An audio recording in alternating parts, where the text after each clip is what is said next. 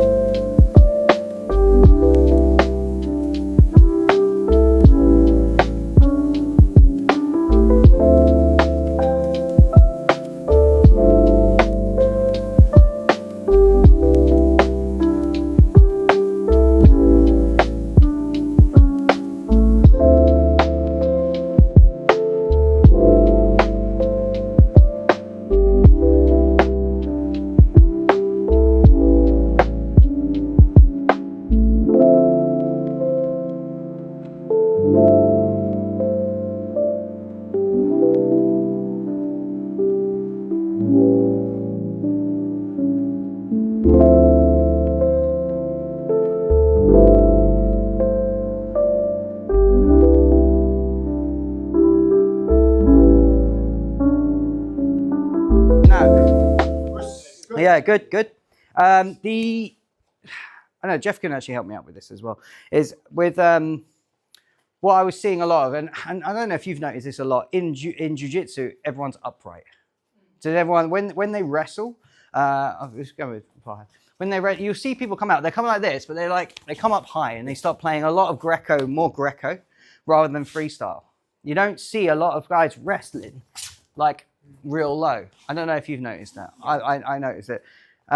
So this is what I was just saying with Jord, because he was looking at trying to get a ring around the leg there for the single leg. Now, in my eyes for it is to keep as low as I can to swing and pick. I find that makes sense just because my level is already low. I don't have to change level and take up distance. If I'm already low, I will have to just take the distance up. Yeah. So that's one thing that came out when one of the guys. The other thing that came out for me was coming in here, and then where the head position. If the head is looking low, what I found is I could stuff it and come here. So that's yeah. So that's I was finding that sort of thing. Anyone else find anything interesting? So one thing me and Jeff were discussing is that we're going too much for like these wrist grips, and it's kind of like quite easy to strip from there. Yeah. So just one thing that both myself and Jeff are trying to work into our practice is grabbing over the top of the hands. Oh, nice, yeah. And yeah, this is now a little bit more like now annoying to deal with. Yeah. I have to really start to use two. Elbows up a little bit more. And, yeah. And no, that's good. Like that, yeah. So yeah, that's a nice little thing there. To come over for this hand grip, like you say, I have to now use two hands to do this, yeah? But this can also lead on to other things for me. So that can create other affordances. It's different with me and Jeff because we can't really go. No. I realised this, I was like, yeah, we can go light, it's fine. The main thing is when you're taking these collar ties, is like making sure you're off balancing. Yeah, and moving. Creating circles, little steps, little stuff. Yeah, turn around. Yeah. Were you guys finding that at all? Like off balancing and moving around? Anyone? Open. Yeah, fine. I tried. So that's all we can do, my man. I was trying to run away most of the time. Yeah. Say that. Oh my God. You can't make any loops if I'm like at this distance. Yeah. All right. Yeah. We're both getting the ring. Yeah. And then I was thinking, who can monopolise on this? Yeah. Who's got the dominant position? Yeah. If you remember my last competition, I fell down and pulled on. Yes. Yeah. You felt and So pulled. it's like, what can I do with this? Yeah. Yeah. Okay. Well, we'll do that. Yeah, up and coming during the week, we'll have a little play with that as well. But it's no gi. You're doing gi. You're doing gi this time, yeah. So it's probably a little bit different because you've got grips. Yeah. You don't really see many people locking up. Last time you fought was no. You fought both last time. Gi and no gi. I won gi but lost no gi. Yeah, and with the no gi, you pulled her on top of you. Yeah. That's it. Yeah. Okay. So no, but that's fine. We'll work that into the session. We'll look at starting from these positions and seeing what we can come up with. Sweet. Okay. We're gonna carry on with some mount pinning stuff, but we're also gonna look at a little bit more attacking as well. So we're gonna try and add another dimension into this. Okay. Cool. All right. So grab some water. Come back and we'll do it. Okay. All right, let's start with this just to begin with, okay? Jeff. So if you lie down your back. So we're going to start in this mount position. We've been working this all week, yeah? We're looking at this mounting position here where I'm sitting on the hips and keeping my hands wide, okay? Person on the bottom, once again, we've got 3 objectives, yeah? Getting our feet back in front of us, rolling the person over, reversing the position, or scrambling out to our feet. So that's the three objectives we've got. The person on top, let's just so we can refamiliarize ourselves with the position, with the movements and everything like that, the creation of stuff. Let's do just one round where the person's on top. We'll do 4 minutes, maybe 5. Person on top, all you got to do is try and stay on top. Person on the bottom, either reversal, legs back, or scramble up to your feet, or wrestle up to your feet. Cool? Sound good? All right, we'll start with that. Explore different ideas, explore different solutions, yeah? Try different things. If something's working over and over again, stop doing that, do something else. Yeah? Cool? All right, give it a go. 1, 2, 3.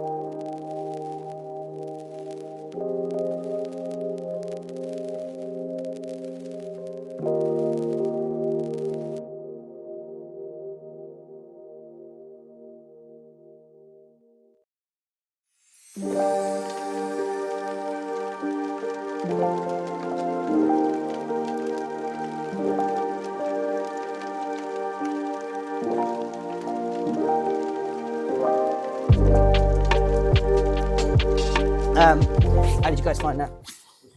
Yeah, all good? Good.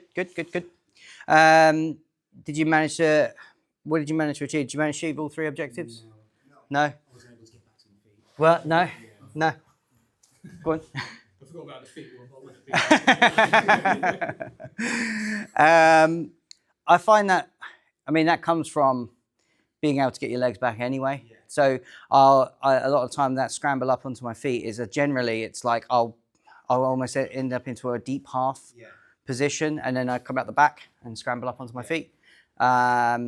Anyone else find anything else? I've sort of figured out something that I started doing is with Jo there, when she starts to escape and get her legs back, I'm starting to attack the feet on the escape. And I think the reason for that is I don't want her to escape that position, right? I don't want her to get out of that position. So for me, I'm thinking, well, if she is escaping and I can't do anything about it, I'll take something from it. I'll take something, so I take a leg. Yeah. So I was playing with that a little bit, and I wasn't trying to finish, but it was more like I can see this. So what I'm saying with this is, with all these things that we're doing, don't just go, oh no, I have to be so rigid, and it's just this one task that I'm trying to achieve. Be open and mindful of every other potential that is there. You may not necessarily want to go for it, or you may not necessarily want to do it, but like you can go, oh well, that's an opportunity that come up. I can take that from this. You may not necessarily take stuff from the actual thing, or you may. There was something nice that you did where you, what did you do? You were pushing my foot. Oh yeah, that was it. You were here. I was up on one foot, one knee, and you were scooping under and taking my foot onto your stomach. That's it. And then by doing that, it created the space for you to get out, and so I had to come off to the side, which is great. Something I've never really thought about. So that's awesome. Okay, so now we're going to try and add another element into this. Okay, Farhad, if you're on your back. Okay, so the other element we're going to add now is going to try and get to either. You have to try and attack the arms. Okay, so you can only attack the arms. You can go Americana. Yeah, so in this figure 4 position. You can come off into like an omoplata. Yeah, however way you want to do this, you can attack the shoulders, or you can attack with an armbar. Yeah, so you can only attack the arms, person on top. Person on the bottom, same 3 objectives. Trying to get out. Yeah, okay. We're going to start though in a slightly different position. So we're going to start in an S mount position. What that means is I've got one knee up by his shoulder, and the other foot is under the shoulder. Okay, so I've kind of made an S with my legs. Okay, so we're going to start in this position. Okay, person on top, I want you to try and, like I say, attack the arms. Person on the bottom, once again, trying to achieve any one of those 3 objectives. You don't have to achieve all 3, but if you do, brownie points. Okay, everyone good? Cool.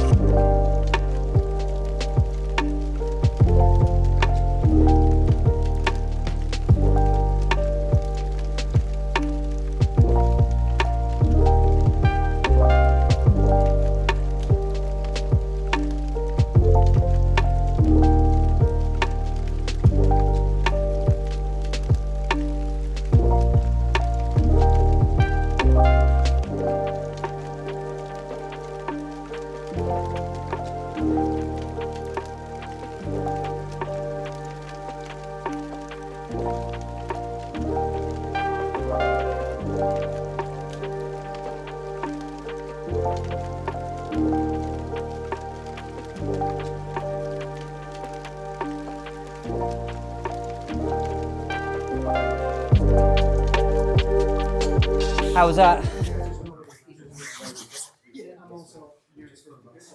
Everyone good? Good? Yeah? Yeah? Did you guys manage to try for arm locks or anything like that? The guys on top were really trying for those, because what I find, and you guys can probably back me up on this, is, and I'm guilty of this as well, is we've worked so hard to get to a mount position, so hard, we don't want to give it up, and because we don't want to give it up, we don't go for anything. So we just sit there like this. I'm not having this. I'm not going anywhere with this. But the point of it is to be in a good attacking position. Yeah. So that's the point of being in these dominant positions, is because it's an attacking position. Yeah. So the idea of this is to try and allow the person that a little bit more of that opportunity to start attacking things, attacking arms in this scenario. But there are other ways of attacking. Yeah. Cool. Okay. We're going to do one more round, because we're going to shoot off a bit early, because we're going to head up to Verwood and see the guys up there. But what we'll do is this time, new partner, person on the top can now not only can they attack the arms, but they can also try and obtain chest to back position. Yeah, so you can also start obtaining chest to back position, but I want you to start in that that S mount position still. So you're still here. Okay, so now you're not only attacking position with submission, but you're also attacking with position as well. So you're taking your position one bit higher. What I want you guys to get into the habit of doing, especially no-gi, is when you take the back, have one arm around the neck. Okay, so just Chris quickly, just to show what I mean. If he's just sitting, just sit. So when we get chest to back, head here, I want you guys to just get into the habit of this is chest to back, not this for now. I want this as chest to back. Okay, because if you're in that mindset of this doesn't count unless I get one arm around the neck, you're already there for the choke. Yeah. Okay. Thanks, man. The highest percentage submission in no-gi jiu-jitsu is RNC. If you look at the ADCC results, most submissions come from the rear naked choke. So why wouldn't we just try and work our way into that straight away? If other things come out of it, that's cool. But let's try and get into the habit of straight around the neck with the arm. Okay, cool. Okay, grab a new partner, we'll do one more and then we'll get a picture. 1, 2, 3.